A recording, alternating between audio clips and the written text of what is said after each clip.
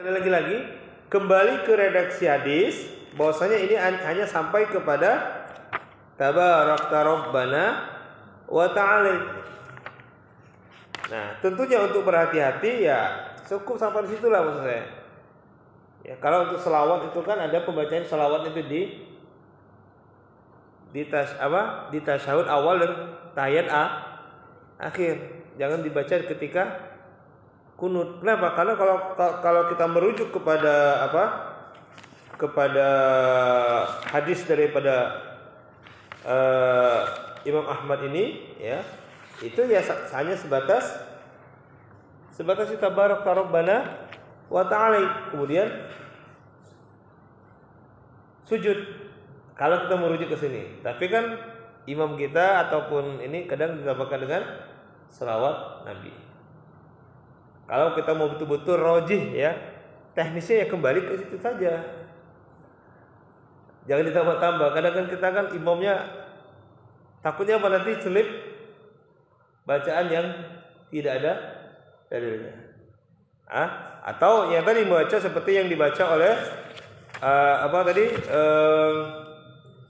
mana tadi? Yang dibaca oleh Imam Malik. Allahumma inna nasta'inuka wa nastaghfiruka wa nastahdik wa nu'minu bika wa nakhna'u lak wa nakhla'u wa natruku man yakfuruk. Itu aja. Allahumma iyyaka na'bud wa laka nusalli wa nasjud wa ilaika nas'a wa nahfid narju rahmatak wa nakhafu 'adzabak inna 'adzabaka bil kafirin mulhaq.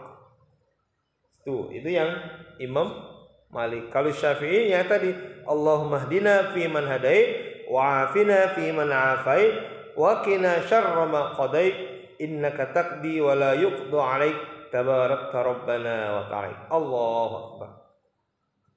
Sama seperti kita baca sujud dengan subhana rabbiyal azim, subhana rabbiyal azim, atau subhana rabbiyal a'la. Dan kita tambahkan wa bihamdi, padahal redaksinya subhana rabbiyal a'la. Nah, kalau ini kembali kepada apa? Ya, kitab-kitab hadis ini, terutama dalam kitab Bidayatul Mujtahid, penjelasannya seperti itu, hanya sebatas baca ketika sujud subhana rabbiyal a'la, tidak ada wa bihamdi.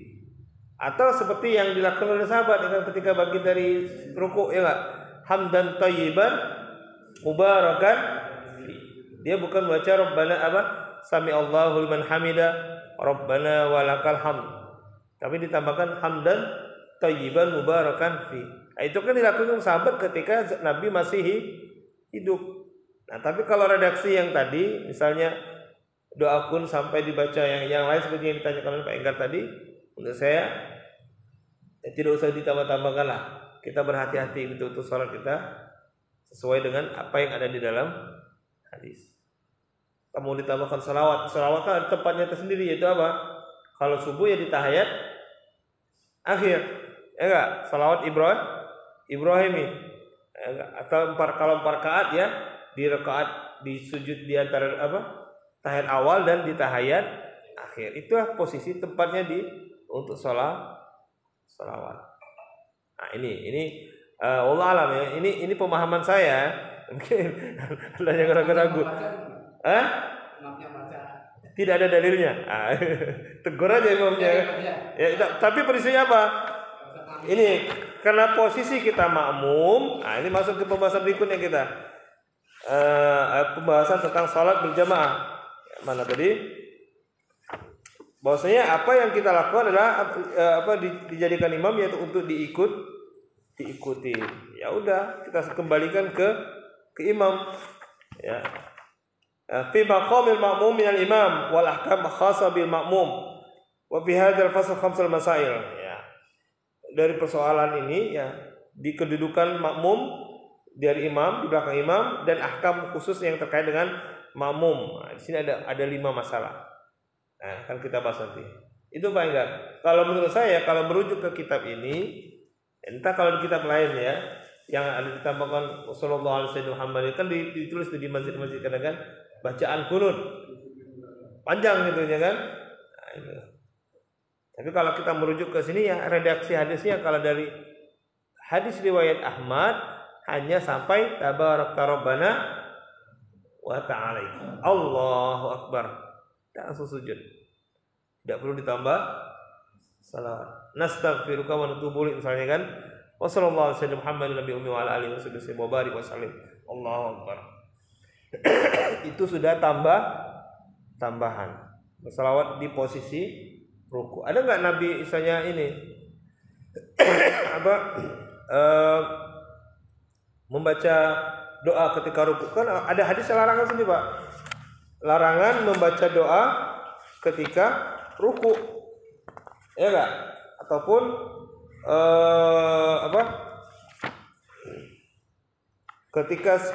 ketika ruku. Kenapa? Ketika ruku kita bertasbih kepada Allah Subhanahu wa taala. Itu, ya. Bingung, Pak?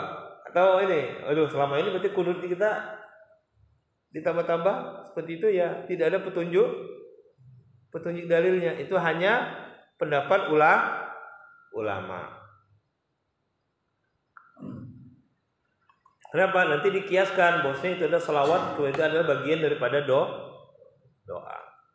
Tapi untuk kehati-hatian kita ya cukuplah kalau hadis ini membaca kunut cukup dibaca sampai tabaraka rabbana wa ta'ala. Atau kalau ragu-ragu ya udah usah baca kunut daripada debat, ya enggak? Toh ternyata dalam berjamaah ada yang ngambil, ada yang juga diam saja. Kenapa? Karena di antara jamaah ada yang angkat tangan, ada yang tidak. Kenapa? Itu akan mengganggu persatuan dalam berjamaah. Kenapa? Ju'ilal imam li ta'ammu bi. Bahwa imam dijadikan imam itu apa? Untuk diikuti. Kalau ada yang membelakangi imam atau menentang imam baca qunut, kita tidak mengaminkan, berarti ya mengurangi afdhaliyah, tidak membatalkan salat tentunya ya. Tidak membatalkan salat, tapi tadi apa? Ya subuh-subuh sudah konflik gitu. Ya, itulah gambar umat Islam saat ini gitu kan. Akhirnya tidak bersatu. Gambar di subuh saja kunutnya tidak ada yang amin, ada yang tidak. Itulah gambaran umat Islam saat ini. Ya kalau misalnya imam juga harus bijak, ya kan? Yaudah ini daripada berkonflik ya mendingan nggak usah kunut. Ya, kalau masjid ini kan dan kita subuh sini Bang, pakai kunut. Kadang pakai, kadang tidak. Ya kalau imamnya pakai ya mbok ya diikutin makmum ya harus ngaminin gitu loh. Jangan egois. Ya. Ya kalau imamnya sudah kita tunjuk jadi imam, ya apa dilakukan orang kita ikuti. Imam baca kunut ya kita baca, jangan sok-sokan. Ya, memang untuk istilahnya mengangkat tangan atau tidak juga tidak ada masalah di situ sebenarnya kan. Kenapa? Ketika untuk posisi tangan aja dalam mazhab Maliki kan tangannya lurus gitu kan, enggak bersedekap seperti kita yang mazhab Syafi'i. Apalagi hanya kunut gitu kan. Yang hanya kalau menurut mazhab Maliki hanya mustahab aja, disukai gitu. Kalau enggak suka ya tinggalkan. Kenapa? Allah tidak menyukai perpecahan. Ya enggak? Mana yang lebih kedepankan? Nah, maka kalau imam kita baca kunut, mbok ya diikutin, diaminkan. Karena kita tidak tahu dari jamaah makmum ini mana yang aminnya langsung tembus ke langit. Jangan sampai subuh-subuh saya sudah berkonflik gara-gara tidak mau mengaminkan imam yang membaca kunut. Nah, inilah untuk apa? Persatuan kita. Ya. Sopnya itu kan untuk menjadi satu kekuatan. Ya. Oke. Gimana Pak? Ya, mulai hangat nih, mulai hangat.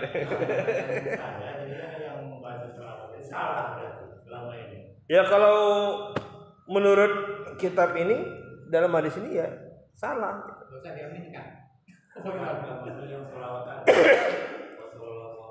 Iya, nggak usah di ini kan. Selama ini salah berarti ya. Kalau menurut saya ya salah. Ya. Kalau menurut saya, kalau merujuk kepada hadis ini, cukup dalam hadis Ahmad ya, cukup sampai tabaraka rabbana wa ta'ala. Sampai situ. Tidak perlu ditambahkan salat.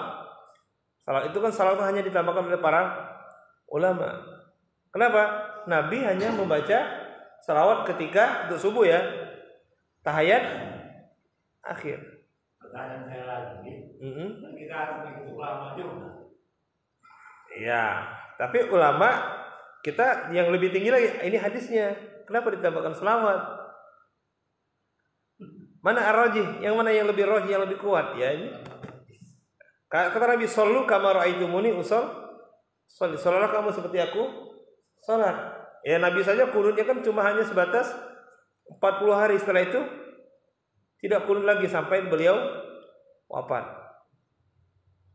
Kecuali ketika Nabi misalnya Ali ketika hijrah Nabi sudah di Madinah, Ali masih di Mekah, beliau membaca kunut. Setelah itu tidak baca kunut. Bahkan ketika di Madinah pun ketika perang-perang Nabi tidak membaca kunut.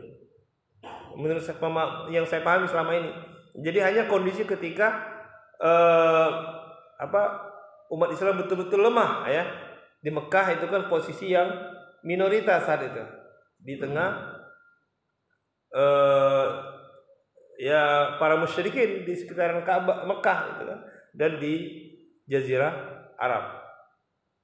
Jadi ekstrim saya kalau begitu kita nggak perlu ngikutin poin Nabi selama ini saya pernah ikutin begitu. Ya itu kan bukan macam-macam aliran ya tadi ya. Tapi kalau gitu kita nggak usah ngikutin poin berarti kan. Poin berarti kan. Ya lagi-lagi al ulama warasatul anbiya gitu kan. Tapi kita lagi kembali ke yang roji, yang ini kalau pemahaman saya ya dari hadis ini, dari kitab ini ya. Karena pembahasan selanjutnya tidak ada gitu kan.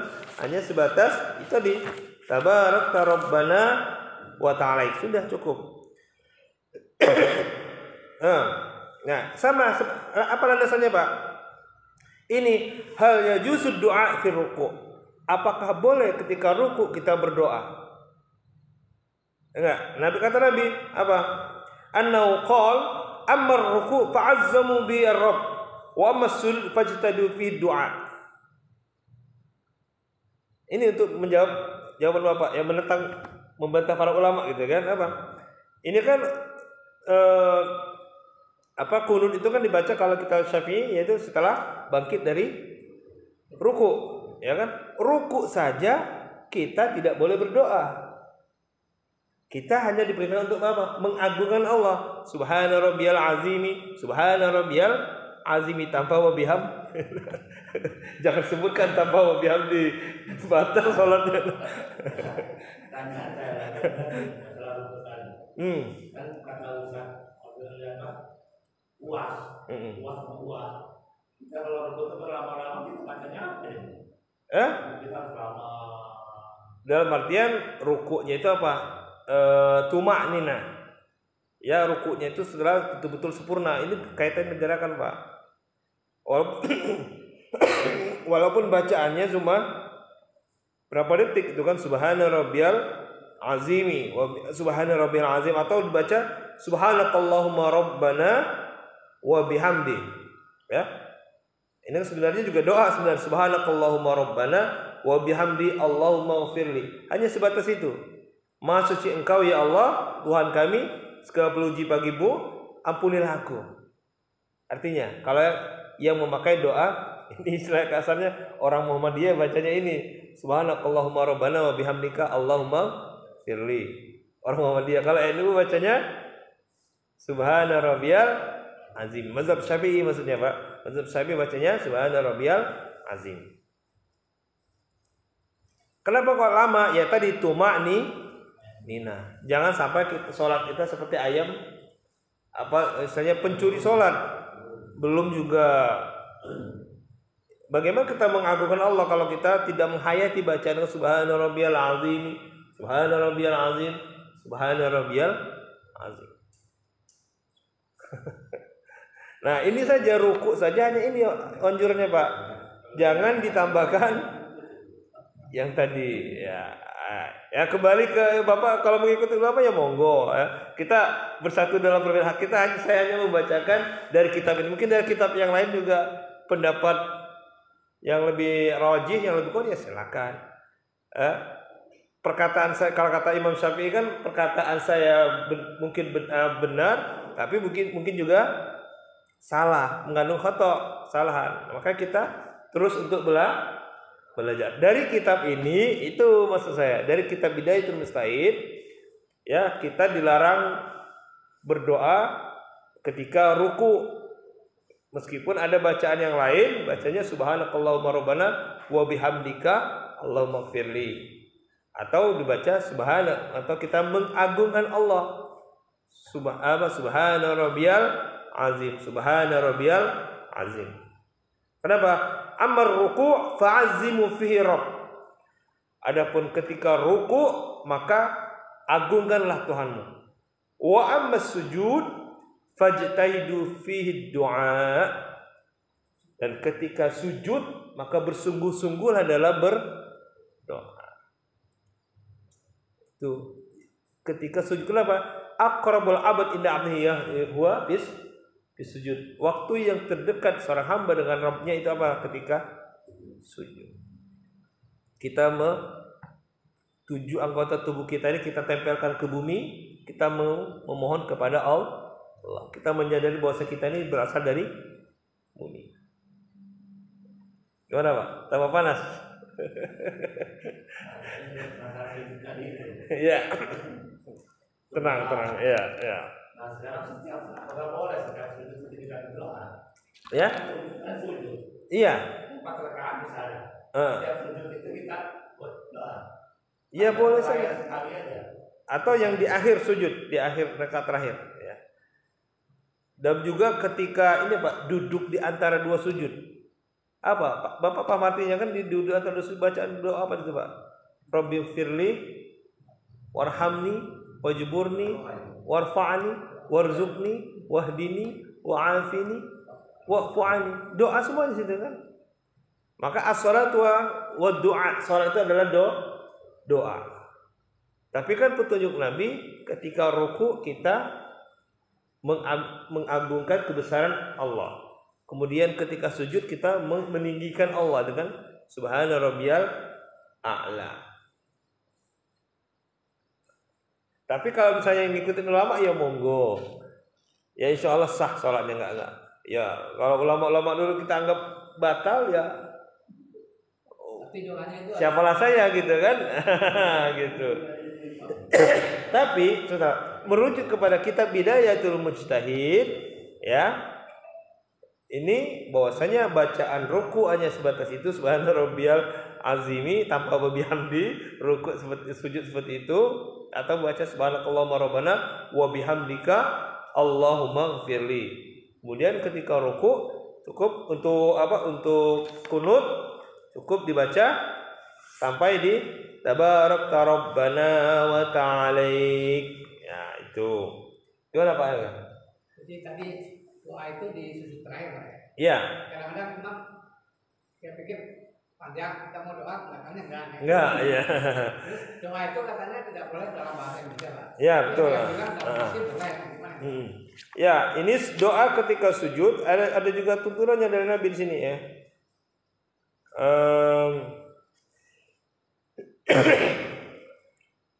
Bentar.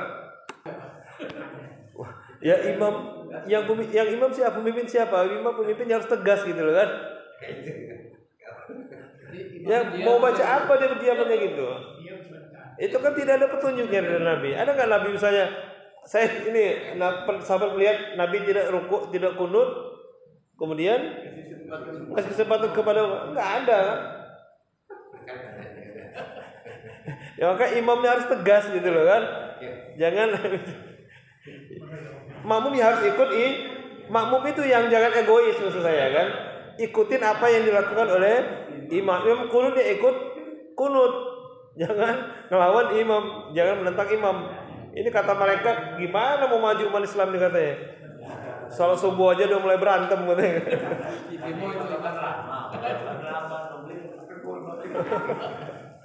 Tidak ada petunjuknya dari Nabi. Karena perintah Nabi sallu kama raaitumuni usolli. Ya kalau nggak mau kunut ya sudah langsung saja. Kenapa? Nabi juga kunutnya juga hanya 40 hari setelah itu kondisional, ya enggak? Ketika sahabat masih di Ali masih di beliau kunut. Selebihnya tidak. Jangan mengada-ngada dalam tidak ada petunjuknya dari Nabi. Sallu kata Nabi kama raaitumuni usolli. Salatlah kalian sebagaimana aku salat.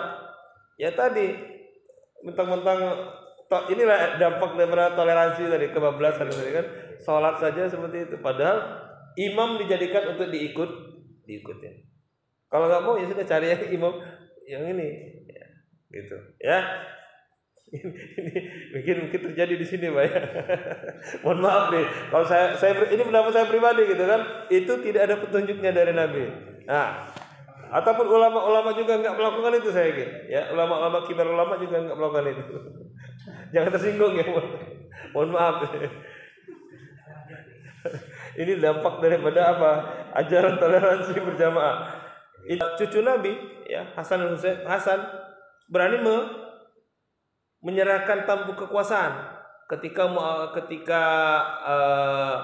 Ali wafat, ya kan Hasan ditunjuk sebagai khalifah, Muawiyah menuntut kembali terjadi konflik. Apa yang dilakukan Hasan menyatukan seluruh umat Islam dengan menyerahkan tampuk kekuasaan kepada Umayyah, ya enggak, walaupun Hasan hanya memimpin selama 6 bulan. Ini kasusnya sama seperti B.J. Habibie lah ya. Masa transisi seperti itu. Chaos seperti itu, Hasan yang tampil menyatukan umat Islam daripada perang terus, sudah serahkan tampuk kekuasaan kepada Umayyah.